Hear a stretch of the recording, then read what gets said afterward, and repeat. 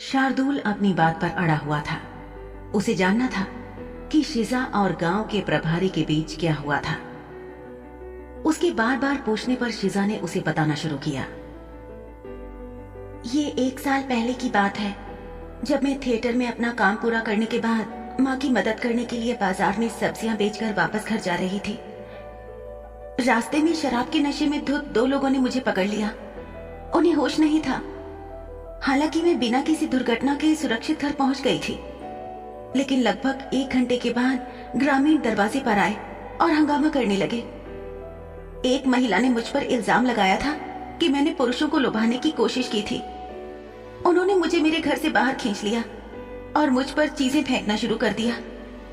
पत्थर, खाली डब्बे, सड़ी सब्जियां, अंडे, जिसके हाथ में जो आया। मेरी माँ मुझे बचाना चाहती थी, लेकिन ज्यादा कुछ नहीं कर सकती थी, क्योंकि उसकी बीमारी ने उसके शरीर को तोड़कर रख दिया था। वो रो रो कर मिन्नतें करती रही, पर किसी ने उसकी नहीं सुनी। कुछ समय बाद प्रभारी ने दखल देते हुए कहा कि वो इस मामले को खुद देखेंगे, सुलझा लेंगे। जब मैं उनके बुलावे पर उनके दफ्तर गई तब क्या शिजा? उसने तुम्हारे साथ क्या किया? उन्होंने मुझे गलत नीयत से छुआ। कहां? शिजा समझ रही थी कि शार्दुल बिना किसी लुकाव छुपाव के पूरी बात जानना चाह रहा था। उसने कहा, मेरी टांगों पर। तुम्हारी टांग का कौन सा हिस्सा छुआ उसने? शार्दुल का सवाल शिजा की आंखों में जो बेचैनी पैदा कर रहा था, वो साफ साफ उसे देख सकता था। लेकिन अभी वो उसकी पालतू थी और उन दोनों के बीच की सीमाएं कुछ ऐसी थीं जिसकी वो सराहना नहीं करता था, लेकिन खुद उन्हें पार भी नहीं कर रहा था। मेरे घुटनों से ऊपर जांघों पर। लेकिन क्या? मेरी जांघों के बीच घुटने से थोड़ा ऊपर। शिजा की आंखें भर आईं और वो शर्मिंदगी से अपना होठ काटने लगी। ऊंचे पर्दों पर बैठे ज्यादातर लोग अपने आनंद के लिए दूसरों का फायदा उठाने के मौके तलाशते हैं। अपने काम पर ध्यान न देकर कुछ सिर्फ दूसरों को इस्तेमाल करना चाहते हैं, चाहे किसी भी हद तक हो। तुम्हें अब उसकी चिंता करने की जरूरत नहीं है। मैं आश्वासन देता हूं, अब वो दिल लगाकर गांव की तरक्की के लिए काम करेगा। मुझे पता है। ये एक स्पष्ट तथ्य था।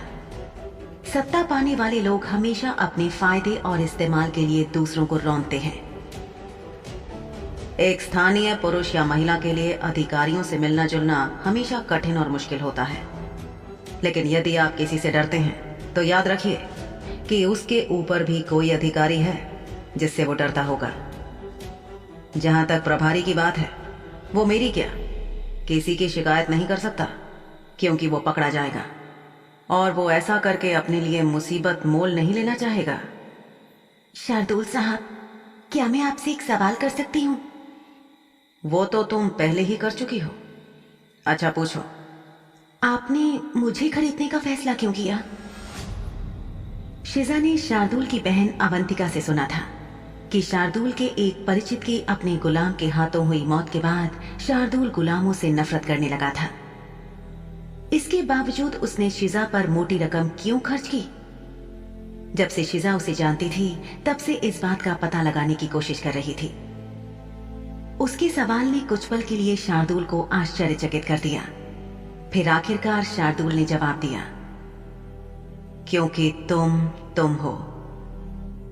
शिजा सोचने लगी कि इसका क्या मतलब था, कि बात समझ नहीं आई। क्या ये घर तुम्हारे लिए किसी तरह का महत्व रखता है? शिजा ने ना में अपना सर हिला दिया। शार्दुल ने उसे दरवाजे पर ताला लगाकर बाहर आने को कहा और जाकर बग्घी के पास खड़ा हो गया।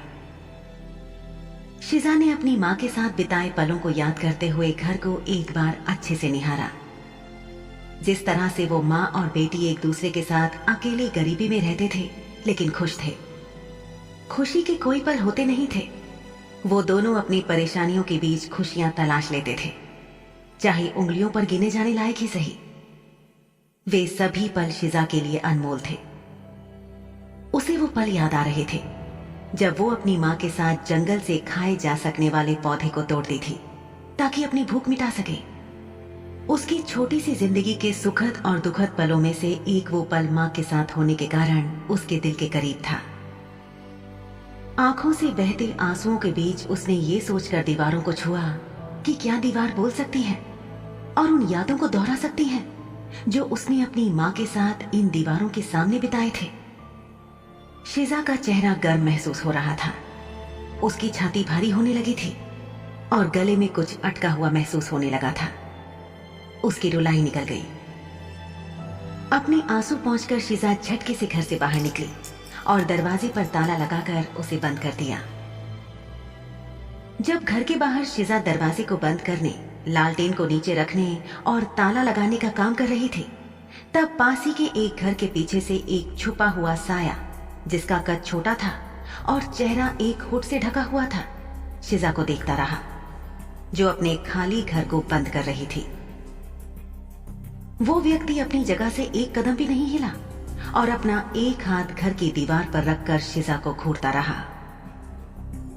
एक बार जब वो ताला लगा चुकी थी, शिजा ने लालटेन उठाई और उसे घर के बाहर एक खूंटी पर टांग दिया। फिर उसने लालटेन की बत्ती बुझा दी। प्रभारी के दफ्तर में हुई चीख पुकार और खुलेआम चहलकदमी करने वाले पिशाच शार्दुल से डरकर गांव के सभी इंसान अपनी खिड़कियां और दरवाजे कसकर बंद करके अपने अपने घर के अंदर चले गए थे। गांव में शिजा की कोई अच्छी यादें नहीं थी और चलते चलते वो उन नजरों को महसूस कर सकती थी जिन्हें उसने नजरअंदाज करने की कोशिश की थी। चलते हुए वो शार्दुल के पास पहुंची जो उसे ही देख रहा था। सब कुछ कर दिया? जी, चाबी का क्या करना है? मुझे यकीन है कि प्रभारी इसे मुझे कुछ समय के लिए उधार लेने में कोई आपत्ति नहीं करेगा। मुस्कुराते हुए शार्दुल मुड़ा और बग्घी के अंदर चला गया। शिजा भी उसके पीछे जाकर बग्घी में बैठ गई। 4 सफेद घोड़े जब फुर्ती से बग्घी को खींचने लगे तो जल्द ही गांव जंगल के पेड़ों के पीछे रह गया, धीरे धीरे गायब हो गया। रात का आसमान जो साफ था वहां अब बादल छाने लगे थे और लग रहा था कि जल्द ही आधी रात होने तक तेज बारिश शुरू हो जाएगी।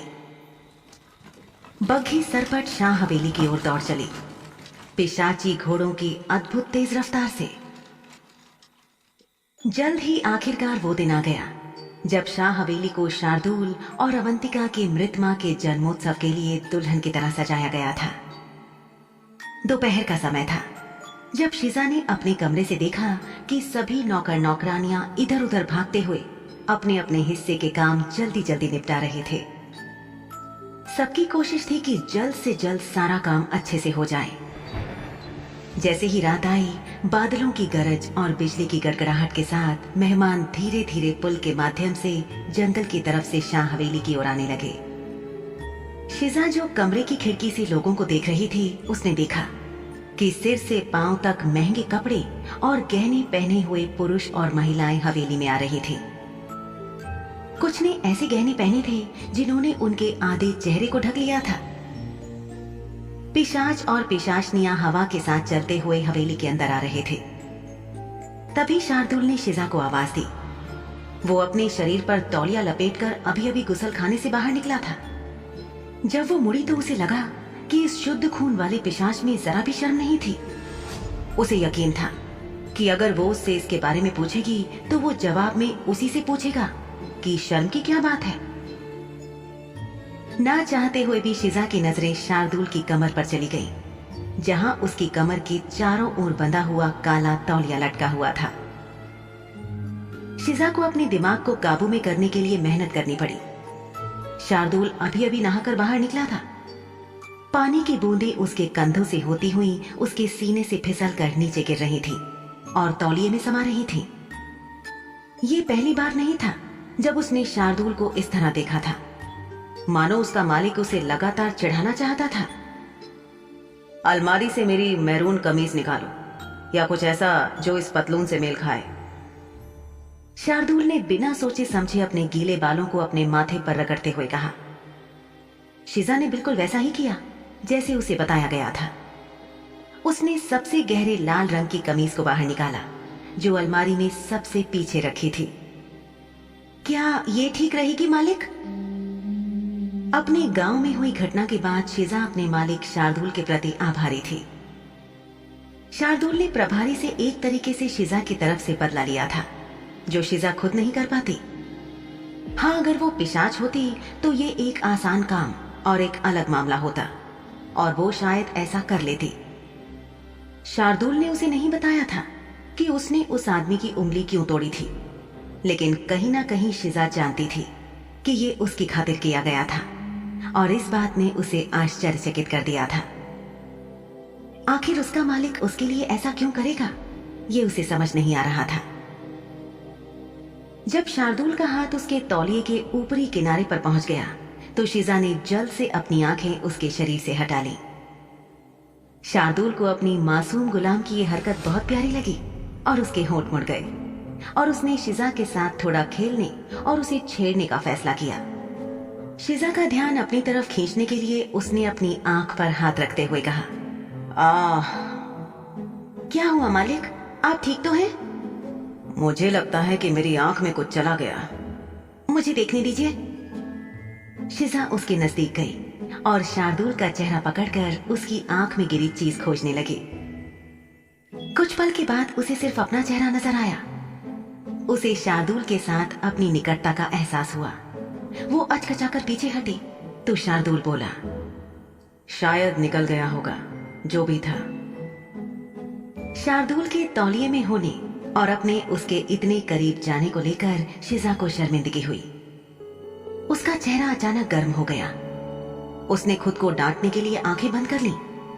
आह, बेवकूफ शिजा, उसने खुद को कहा, जो बिना सोचे समझे उसने जाकर शार्दुल के चेहरे पर हाथ रखकर उसकी आंख की जांच की। न जाने उसने क्या सोचा होगा। शिजा ने पीछे मुड़ने की हिम्मत नहीं की। वो इस उम्मीद में थी कि शार्दुल कपड़े पहनना शुरू कर देगा। कपड़ों की सरसराहट सुनकर उसने राहत की सांस ली। कुछ देर बाद उसने अपने पीछे से शार्दुल की आवाज सुनी जिसने उसे लगभग चौंका दिया। नन्ही चिड़िया। शिजा को समझ नहीं आया कि वो उसे नन्ही चिड़िया क्यों बुलाता है। उसके मुंह से निकला, नन्ही? अच्छा, नन्ही नहीं, बड़ी चिड़िया। शिजा को हैरान देखकर शार्दुल बोला, इतना चौंको मत। अगर तुम नहीं चाहती कि मैं कुछ सुनूं तो उसे जोर से मत बोलो, धीरे बोलो, बेवकूफ चिड़िया। शिजा को कोफ्त हुई। ऐसी बात नहीं थी कि उसे शार्दुल का खुद को चिड़िया बुलाना पसंद था, लेकिन ये ज्यादा अजीब था कि वो इस अजीब नाम के साथ जो मन में आए वो विशेषण भी लगा देता था। मेरी बाहों के बटन बंद करो। शिजा चुपचाप उसके कफ लिंक्स लगाने लगी। शार्दुल ने पूछा, तुम इतनी लाल क्यों हो रही हो? मैं नहीं जानती कि आप किस बारे में बात कर रहे हैं मालिक। शिजा ने अपना काम जारी रखते हुए अपनी बात रखी। शार्दुल के होठों पर जो मुस्कान थी वो नहीं बदली। शिजा सोच रही थी कि अब उसके दिमाग में क्या खिचड़ी पक रही थी। शार्दुल एक कदम आगे आया और लगभग शिजा के कान में बोला, क्या हम समय को वापस पीछे लौटा दें, ये देखने के लिए कि ऐसा क्या हुआ था जिससे तुम्हारे गाल अब तक लाल हैं? तुम कितनी प्यारी हो नन्ही चिड़िया। ओह, मुझे माफ करना, नन्ही नहीं, बड़ी चिड़िया। वैसे तुम्हें इस बात को मानना पड़ेगा कि मैं एक बहुत अच्छा मालिक हूं जिसकी तुमको सराहना करनी चाहिए। अरे कौन सा मालिक सिर्फ अपने गुलाम की पसंद नापसंद के अनुसार बार बार उसका नाम बदलता है ना? कृपया मुझे बड़ी चिड़िया ना कहें। लेकिन तुमने ही तो नन्ही चिड़िया बुलाए जाने पर आपत्ति की थी। शार्दुल उसके और नजदीक आ गया, इतना नजदीक कि शिजा उसके शरीर से आने वाली साबुन और इत्र की गंध किसी को भी मदहोश करके उसकी तरफ खींच सकती थी। लेकिन शिजा अलग तरह की लड़की थी। अपनी पहले की टिप्पणी के लिए मुझे खेद है, मालिक खुद सबसे अच्छे नाम चुन सकते हैं। शिजा ने उसकी प्रशंसा की। शार्दुल ने हंसते हुए अपना सिर झुका लिया। मुझे पता है। इतना कहकर शार्दुल एक कदम और शिजा के पास आ गया। शिजा अपनी जगह पर खड़ी खड़ी पीछे की ओर झुकने लगी, उतना जितना उसकी पीठ सह सकती थी। शार्दुल मुस्कुराकर बोला, तुम 1 इंच और पीछे झुकी तो धड़ाम से नीचे गिर जाओगी। शिजा थोड़ा घबरा रही थी, पर खुद को सामान्य दिखाने की पूरी कोशिश कर रही थी। शिजा। जी मालिक। क्या तुम्हें याद है कि मैंने कुछ दिन पहले तुमसे क्या कहा था? शार्दुल ने शिजा को याद करने का पूरा मौका दिया। शिजा ने कहा, बहुत दूर ना भटकने और आपके आसपास ही रहने के लिए। ठीक है। मौसम खराब था, बादल बहुत जोर से गरज रहे थे। शिजा खिड़की से बाहर देख रही थी। शार्दुल ने उससे कहा, जश्न जल्द ही शुरू होगा। ठीक इसी वक्त शिजा ने एक घंटी की आवाज सुनी जो पूरी हवेली में गूंज रही थी। ये अंदर पहुंच चुके मेहमानों और आ रहे मेहमानों को सूचित करने के लिए थी। अपनी पीठ को सीधा करते हुए शार्दुल अपने परिवार द्वारा आयोजित जश्न के लिए तैयार होने के दौरान शिजा को वहीं खड़ी छोड़कर मुड़ा। शिजा सोच रही थी कि शार्दुल इस बात पर क्यों जोर दे रहा था। ये दूसरी बार था जब उसने उसे अपने करीब रहने के लिए याद दिलाया था। उसे किस बात की चिंता थी? शार्दुल एक अजीब आदमी था जिसकी मनोदशा में बहुत ज्यादा उतार चढ़ाव नहीं होता था, बल्कि ज्यादातर समय ये पागलपन की हद तक स्थिर होती थी। शिजा सोच रही थी कि आज कौन से दूसरे पिशाच यहाँ कदम रखने वाले थे, पर शिजा को जिन पिशाच पिशाचनियों से सावधान रहने की जरूरत थी वो तो आज कुछ देर पहले ही शाह हवेली की बैठक में प्रवेश कर चुके थे। आपस में एक दूसरे से सामना होने का समय बस आने ही वाला था।